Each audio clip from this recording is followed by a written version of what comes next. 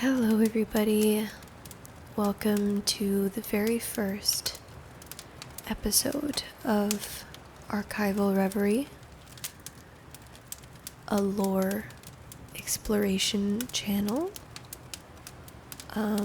hence the name Archival, and it will be mostly centered around fantasy lore, all of our favorite games, like World of Warcraft and Skyrim and Elden Ring, and possibly some other stuff that might get thrown into the mix here.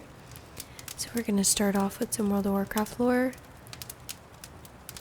I found a Google Doc. Thank you to WoW for making the videos that he did, because I was pointed into the direction of this document from his video. So we're going to be referencing that, and I'll try and link it in the description, but somebody on Reddit ended up basically typing out all the in-game lore into a big document and organizing it by timeline. So we're going to go through those now, and we'll read a couple.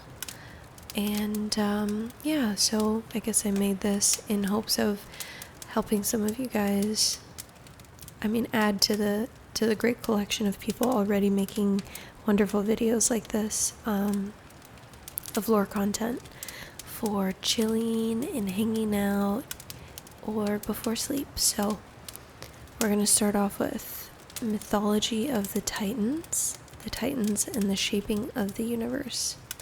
And this is a quest item from the Scarlet Monastery. No one knows exactly how the universe began. Some theorize that a catastrophic cosmic explosion sent the infinite worlds spinning out into the vastness of the Great Dark.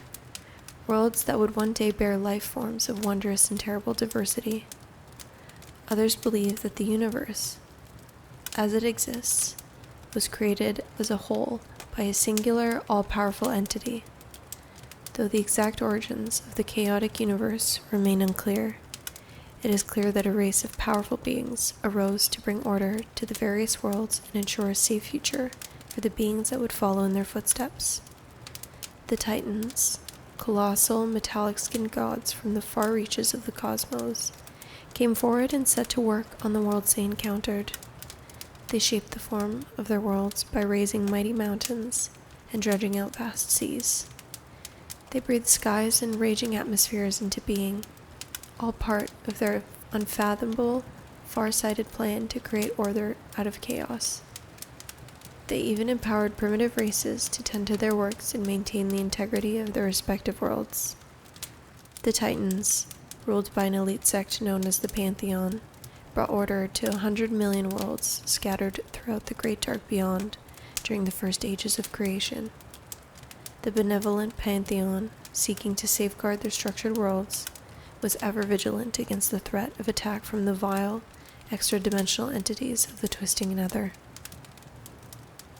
The Nether, an ethereal dimension of chaotic magics that connected the myriad of worlds of the universe together, was home to an infinite number of malefic, demonic beings who sought only to destroy life and devour the energies of the living universe.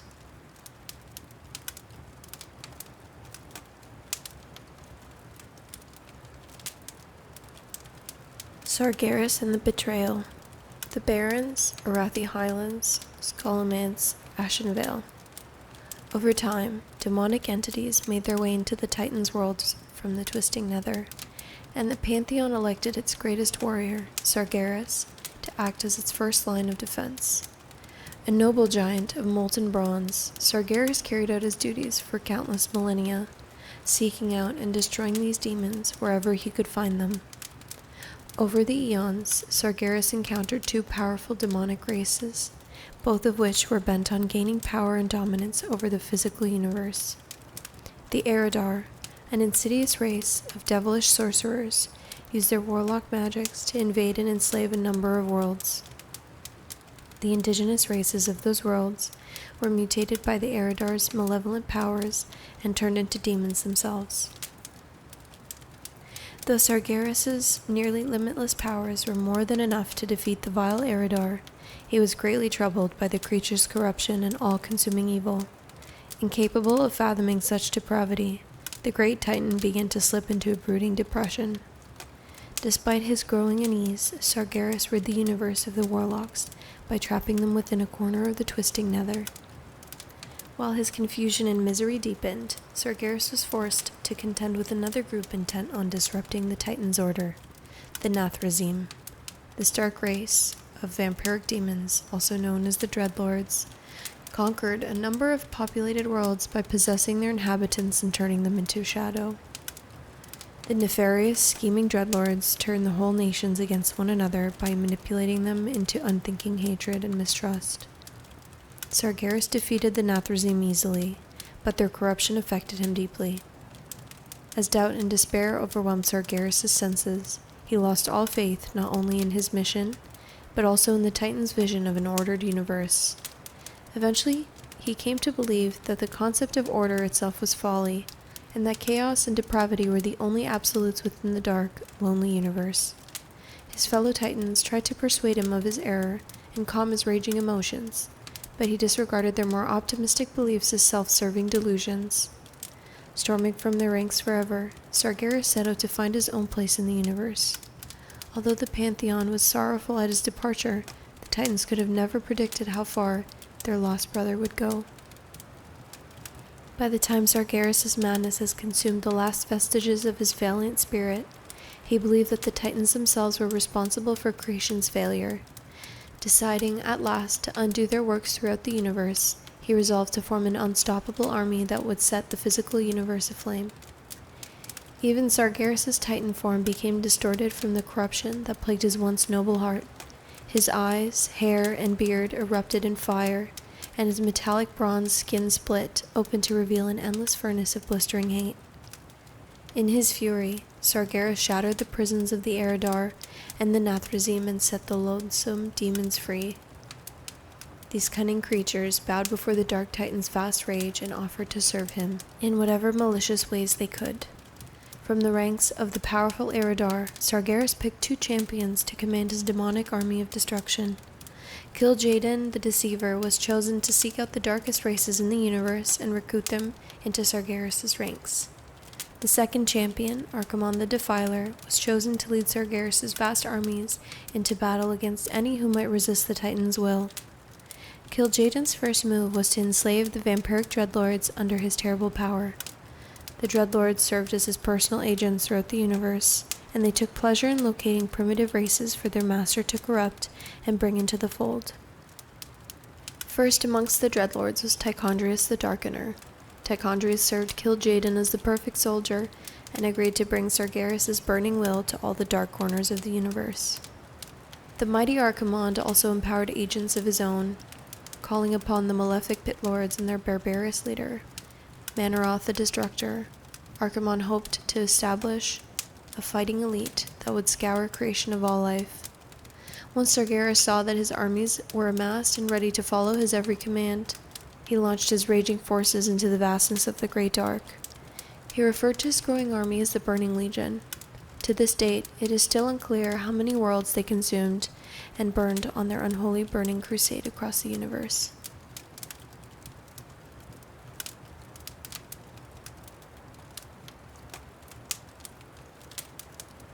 The Old Gods and the Ordering of Azeroth. Ironforge, Wetlands, Scholomance, Blackrock Depths, Undercity, Darnassus.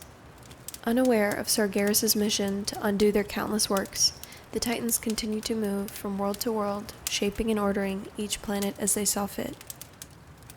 Along their journey, they happened upon a small world that its inhabitants would later name Azeroth.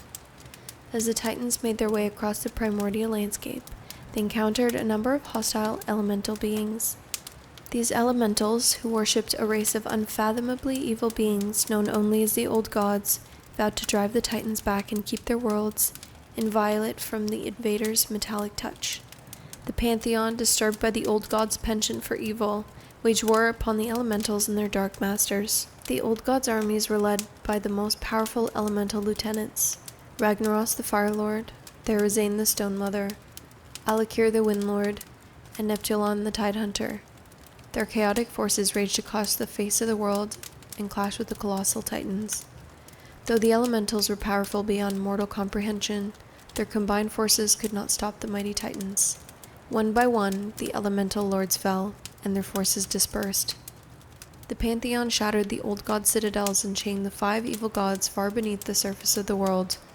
Without the old gods' power to keep their raging spirits bound to the physical world, the elementals were banished to an abyssal plane, where they would contend with one another for all eternity. With the elementals' departure, nature calmed and the world settled into a peaceful harmony. The Titans saw that the threat was contained and set to work. The Titans empowered a number of races to help them fashion the world. To help them carve out the fathomless caverns beneath the earth, the Titans created the dwarf-like earthen from magical living stone. To help them dredge out the seas and lift the land from the seafloor, the Titans created immense but gentle sea giants. For many ages, the Titans moved and shaped the earth, until at last there remained one perfect continent. At the continent's center, the Titans created a lake of scintillating energies. The lake, which they named the Well of Eternity, was to be the fount of life for the world. Its potent energies would nurture the bones of the world and empower life to take root in the land's rich soil. Over time, plants, trees, monsters, and creatures of every kind began to thrive on the primordial continent. As twilight fell on the final day of their labors, the Titans named the continent Kalimdor, Land of Eternal Starlight.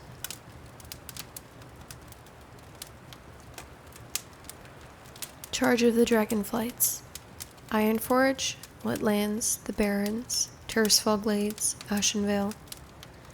Satisfied that the small world had been ordered and their great work was done, the Titans prepared to leave Azeroth. However, before they departed, they charged the greatest species of the world with the task of watching over Kalimdor, lest any forces should threaten its perfect tranquility.